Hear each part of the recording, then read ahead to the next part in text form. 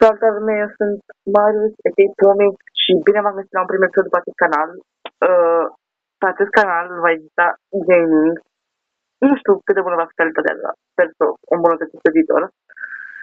Și ca să vă faceți o idee ce va exista pe acest canal sau ce jocuri puteți să-mi recomandați, puteți să vedeți aici. Adică am Paladin, Creative, Minecraft, Minecraft modat, Farming Simulator 17, YouTubers Live, joc vechi, dar poate îl jucăm. Need for Speed, la fel, joc vechi, Roblox, care tocmai a filmat un episod să spun imediat, Simple Planet, care nu e chiar un joc vechi, dar nu știu, Stamp, dacă vreți, Five Nights at Freddy's, Sister Location, o grămadă de jocuri putem să ne jucăm. Poate facem și un server de Minecraft, așa, mini, ceva, poate ne jucăm și niște Minecraft, niște Skyward, Survival Games, chestii de-astea, Prison Fiction, toate. O să avem și un SMP, o să intru undeva în SMP și o să creez și un SMP și, nu știu, vedem.